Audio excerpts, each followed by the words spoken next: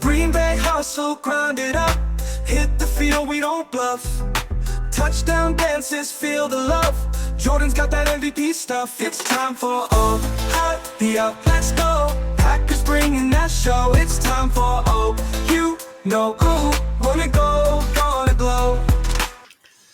Aloha and welcome back to another episode of the Ohana Packers Edition podcast. We hope you all had a Merry Christmas as we are catching you on the 26th with this episode as we preview the Vikings.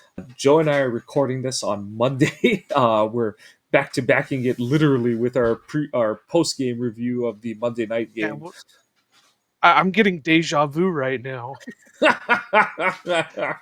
It's all fresh in our minds, but so we don't have our usual first practice look in. I guess it's kind of similar to what we're coming off of last week, where because the Packers played on Monday night, they didn't practice till Thursday. So it's kind of similar here, where we don't have a good like we talked about in the previous episode, as of the time we're recording, LaFleur has been mum on what Christian Watson's status is going into next week, because he came out of the game with the injury and that he's going to need to undergo more testing. So we'll know by the time that you're listening to this, we'll know a little bit more about his status, but we're hoping that it is a Charlie horse and it's nothing too bad, and it's something that he just needs to ice and recover a bit from as the week goes, and it'll be good to go on this coming Sunday against Minnesota. And the one that definitely needs more light shed on is the Evan Williams situation, where he came up lame on Saturday. LaFleur mentioned that it was like first play of practice kind of injury, and that it is going to take, potentially a multi-week recovery period. So we'll see. The safety position is a little thin right now, especially as we await, like I said, at this time, we don't know what Bullard's status is going to be for week 17. So the Packers... And the only guess we can have is he's week to week. We know he was out for the Saints game, and he could be back for the Minnesota game, but we're not sure on it. Yeah, so the good thing with Bullard is he was working with the rehab group, but to what extent that is, we don't know. So hopefully there's good news on him, and like I said, good news on Christian, and more promising news on Evan Williams' status, because I think you can only go back to the Zane Anderson well so many times before you get burnt. So hoping that Kitan Oladapo is another week more ready to play. Hopefully, like Teron Hopper can play a few more snaps this week, and maybe Quay is another one. Hopefully he's back sooner than later. But I do think we saw it with Jair, where they ruled him out of Monday night's game, and I do think the team is being extra cautious with him after the Week 11 attempt to bring him back on a limited snap count blew up in their face. And I know Wayne Larrivee had the comments pregame where they said that, yeah, he's just not quite moving as well as they want him to, but we'll see how that plays out. Because really at this point, we know who the Vikings are. Still have the black voodoo magic going at this point, and they and the Lions refuse to lose any games, but the Packers have a slim chance to make it to the 5th seed, but it's not in their hands. They're going to need some help along the way. Yeah, no kidding, voodoo magic for the Vikings. I watched a little bit of that game, and Darnold was just... and I know this is going to set a lot of people's PTSD off, but it reminded me a lot of the 2014 NFC Championship game, where Russell was just throwing them up, and they just happened to be landing where they needed to land. They weren't directed, and that's the same thing Darnold was doing Sunday. He was just throwing it, and it just happened to go where it needed to go. That just goes to show that they have a better wide receiver core than they do a quarterback, because had they had a wide receiver core like the Saints, Darnold would be nothing. So he's probably going to make some money in the offseason, but it's not going to do him any good unless it's still with the friggin' Vikings. And they would be foolish to do that with your boy JJ McCarthy coming back from the ACL. Honestly, that's kind of one of the more unique angles from what this game and this season means for the Vikings. Because it's like, do you go? And that's the thing, is it's not like Darnold is even a sure thing. This is by leaps and bounds the best season he's played in his career. He's had pockets where Ever. you're kind of like, oh, he's a good quarterback and stuff, and then like you said with Carolina, he's tailed off. He tailed off, and with the Jets, it was seeing ghosts, and it's just it's really hard to tell how real this is and how much of it is the whole with like everyone talks about Patrick Mahomes and his interception luck. Like it, I agree with you that it feels like there's a bunch of plays every week where, like you said, whether the ball has a magnet in it or homing capabilities, where it just kind of finds its way through arms and limbs and just happens to get to Justin Jefferson. And this, like you said, honestly, that speaks more to who Jefferson is, who And Jordan Addison Addison. is. Yeah, and to an extent, even the return of T.J. Hawkinson has just given him another kind of relief valve option on that offense. So, you know, the, not too much has changed between the two games. I know it's like well over a third of the season since the two teams played because it was way back in week 4. But really, the only big difference for either team is just health. So like on the Viking side of things, Christian Darrisaw is not playing. He's done for the season, blew his knee out. I think like the week after we played him. And for the Packers, we're throwing up hypotheticals because we don't know what our secondary is going to look like. We don't know what our linebacker core is going to look like necessarily. And we don't know about Christian Watson. Everyone else is relatively healthy for the Packers, and even for the Vikings, they have a relatively short injury list. So yeah, it's going to be interesting to see who is available and stuff. And that's the thing too is like, so even I think Harrison Smith missed the game against Seattle, but all indications are he's going to be able to play against us this coming Sunday. So yeah, like I said, it's a little hard to do the projections because we don't know who's even practiced at this point this week. But hey, we're recording this early because it's Christmas in a couple days, and we're not we're we're being in the cheery holiday spirit. So yeah, Joe, anything that's Well, sticking there's out to one you? thing I will disagree with you on. There is one major difference between the first time the Packers played the Vikings and this time they played the Vikings. Jordan Love is fully healthy. Well, maybe not fully healthy, but he's more healthy than he was in the first game. And he's Much moving more healthy. around better. Yeah. Yeah, he's moving around better. He's making plays better. He's throwing better. A big difference than the first meeting. So that right there is, night and day, because we saw how well he was doing just as hurt as he was in the first game. And the Now funny with thing, him being, oh no, no, go for it, go for it. oh, I was just going to say, now that, he's even healthier, you know, it could be a lot closer. And the funny thing that was is like a lot of the whole thing with the early part of the season, and everyone's like, oh, Love has really regressed against the blitz, and it's like, no, he just can't move. So like he's throwing the ball earlier, or just it's he's not able to put the ball in the right placement, or he's throwing it earlier than he wants to and stuff. So yeah, it's not a direct correlation to why it's not the blitz is the reason why, like you said, it's health, it's having his feet uncomfortably under him, literally and figuratively. And you hope that Watson's able to go because he does provide an option that really stresses what Minnesota likes to do on defense with his speed. But and in that first game, it wasn't even his injury that I'm sure it, you know, by the fact that he was hurt, he wasn't as fundamentally sound throwing the ball.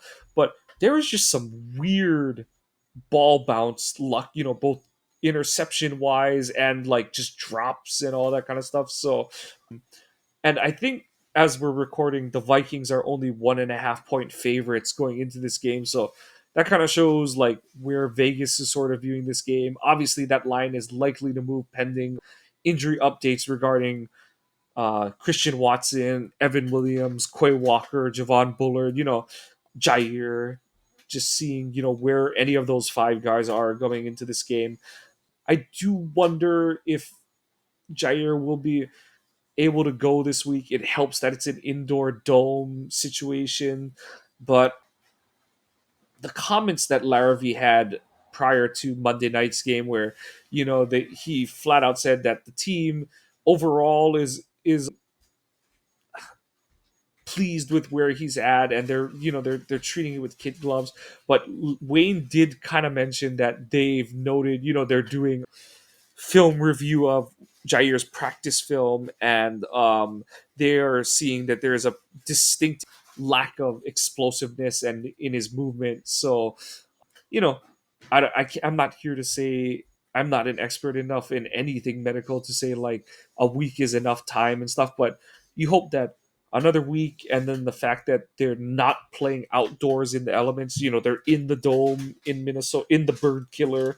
You hope that perhaps the controlled climate allows Jair to be more mobile this week. So yeah, it's funny. I do think they're gonna practice inside of Hudson because there's no real point to practicing outdoors in the elements this week.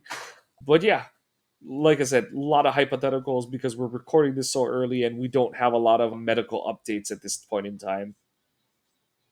For sure. And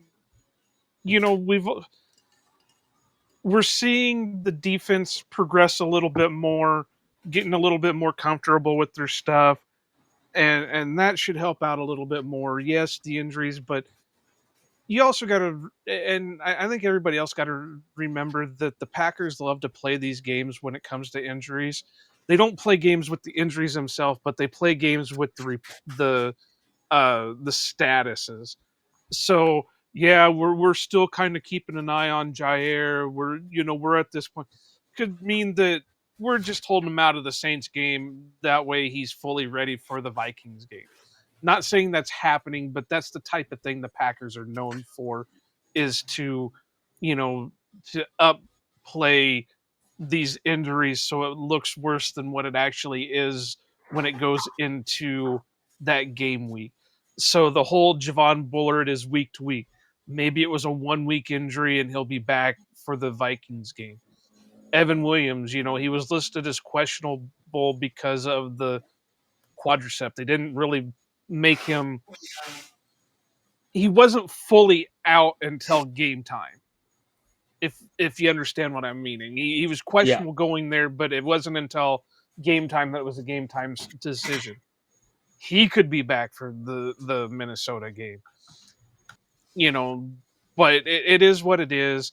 I'm a little bit more comfortable with where the Packers are at the moment. I guess we do have to mention they did flex the game, so it is now the 3:25 game and not the noon game, or like 7 o'clock in the morning for Mike or whatever it is, over there.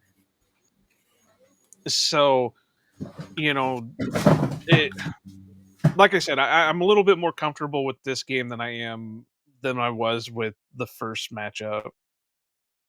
Yeah, that's what, like you said, health and certainty with love status covers up a lot of issues with that.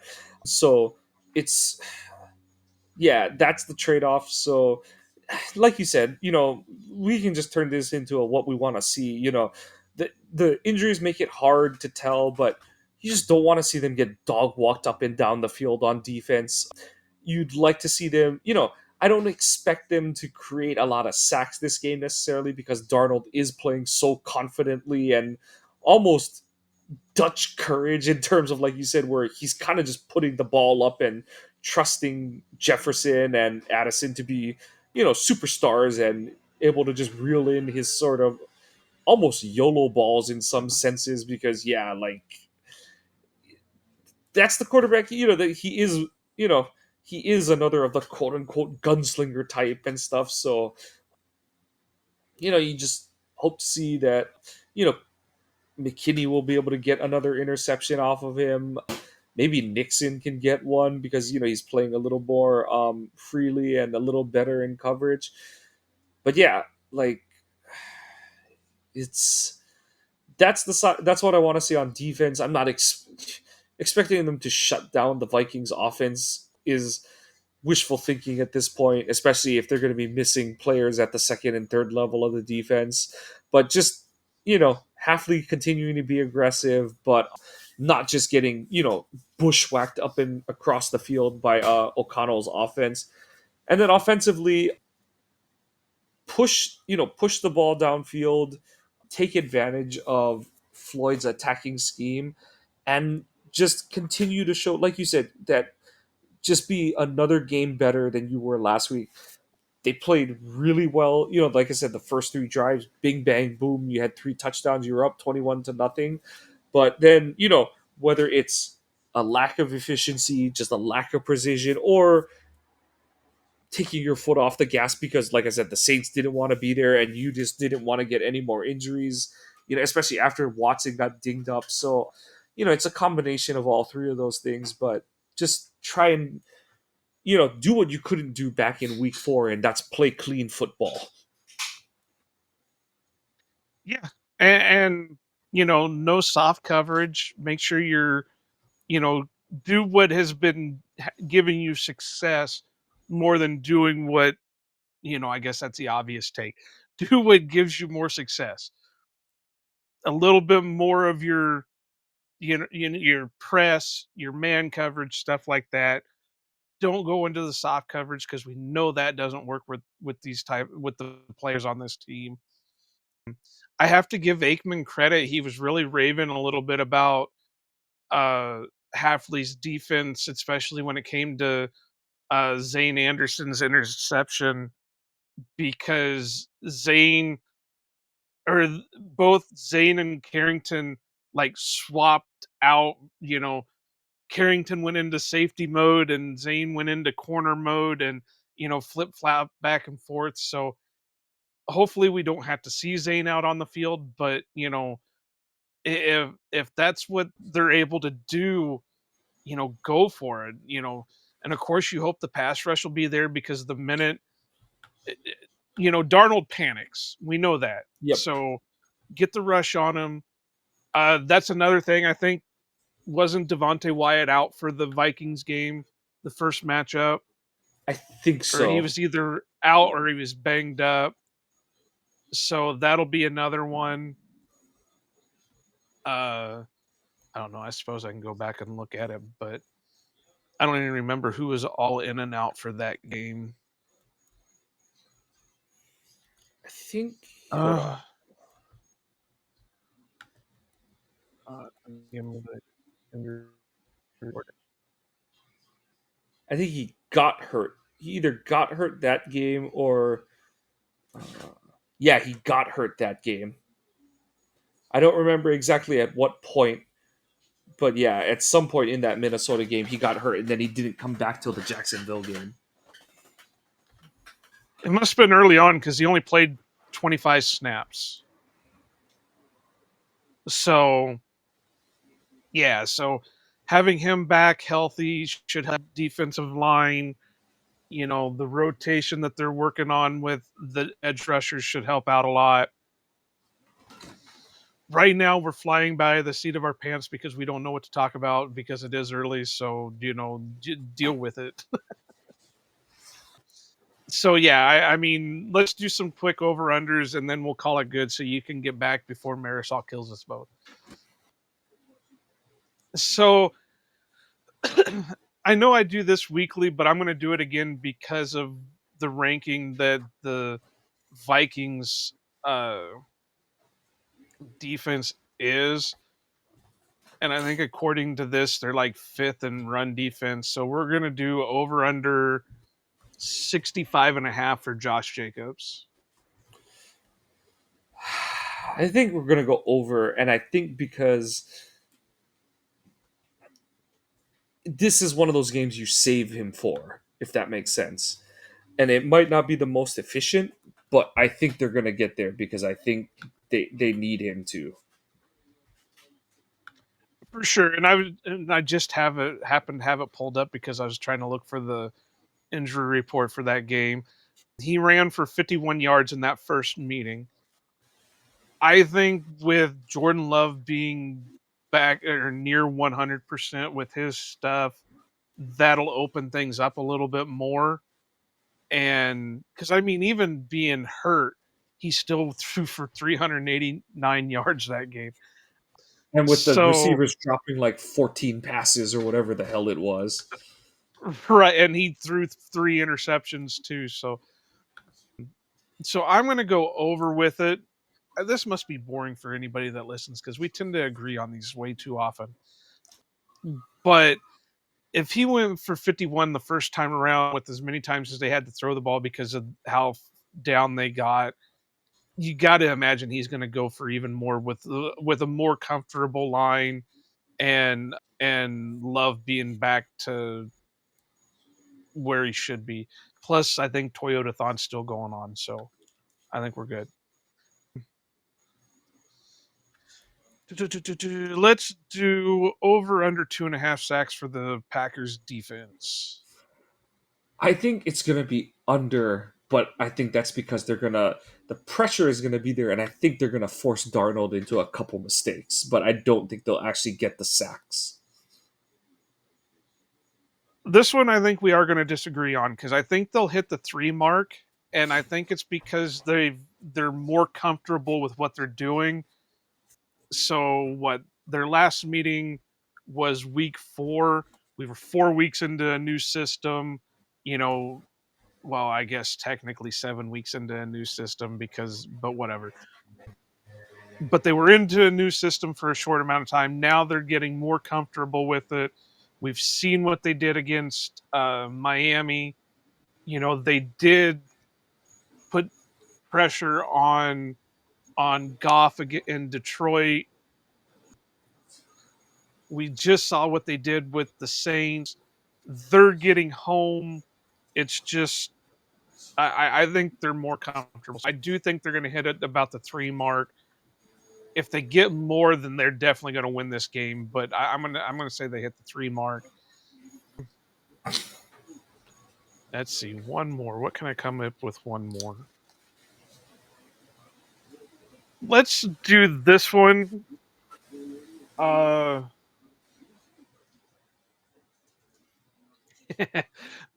under 1.5 rushing yards for Tucker Kraft. I'm going to go under. You don't think they're going to use him for the newly minted Kraft single? They only need 1 yard usually, so that would still be under. I think what they're setting up is, what was the ones that they used to do was it with Finley, where it was like not necessarily a jet sweep, but it was like he was lined up as as a fullback, and then it was like a side pitch to him. Oh, yeah, it's almost like that quick arrow route, like the one that they run to like the receiver and the 2 guys are blocking kind of thing. It's kind of like that play. Yeah. It almost feels like they're trying to set up for something like that. So I'm going to go over. I'm going to say he hits about the 3 mark. And that's about all I got, unless there's something else you want to throw in there. No, I'm good. Yeah, like Mike's dead. His kids are running him ragged right now.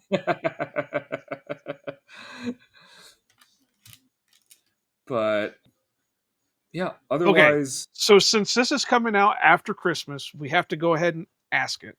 Well, there's 2 questions I'm going to ask. How many diamonds did you get Marisol?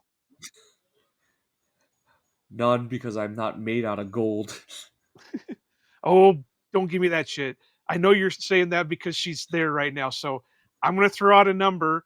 Blink 1 for yes or 2 for no. Okay? 3 It's diamonds. I'm just blinking away because it's no matter what. And then favorite Christmas movie. And I don't care if you consider Die Hard Christmas movie or, Lethal Weapon or whatever, Ooh, but there is a right answer on this, and this may determine our partnership moving forward. it's probably Die Hard. Oh, that thank you for coming to our last episode of the Ohana Packers edition podcast. I will be looking for a new podcast partner here in the short time. To me, I don't care. I've never watched Die Hard, but the only answer and the true answer is A Muppet Christmas Carol. Oh, that's a Um, good one. That is a good one. I think that's the only thing me and Aaron Alice actually agree on for the most part, is that's the greatest movie ever. And it's the only Christmas movie I tend to watch. So, I mean, I've seen a lot of them. You know, I do like the Santa Claus and stuff like that. But if you're gonna put me and say you have to watch this Christmas movie, that's the one I'm gonna go to, because that one, for being a Muppet movie, is one of the most amazing Muppet movies you've probably ever watched.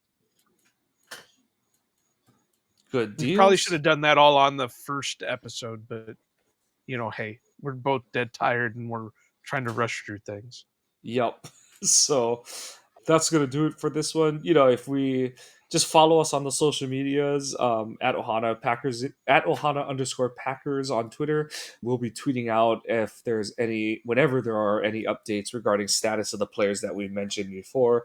By the time this episode comes out, we should have some kind of update on Christian Watson. I think the team. Well, that's the thing, is I'm not even sure what days the team is practicing, but I guess they've got to practice on Christmas because they just, it's a short week for them coming off the Monday night game going into Sunday night. And the big thing, like I said, I don't think they'll get into the fifth seed, just because even if they beat Minnesota, they need Minnesota to lose in weeks 18. And if Detroit doesn't lose this week against the Niners, Detroit really won't have much to play for come week 18, because since the Eagles blew it against the Redskins or the Commanders this past week, they have like a 2-game lead basically. I know it's only one in the standings, but they basically have only a 1-game or 2-game lead because they have all the tiebreakers against the Eagles.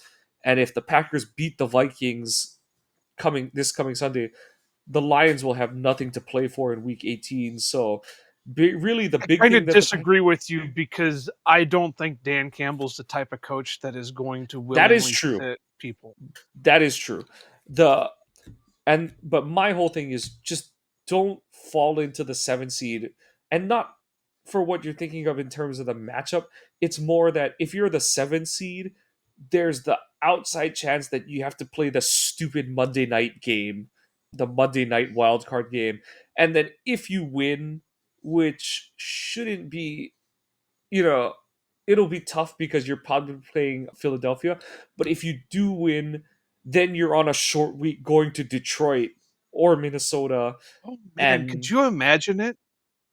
Wild card game versus Philadelphia. Then let's just say by miracle you go against in the division, and I think, what is it? Atlanta has an outside shot at the playoffs. Could you yep, imagine that, going Philly and then Atlanta for the second game, and then end up going against an NFC North team for the conference championship?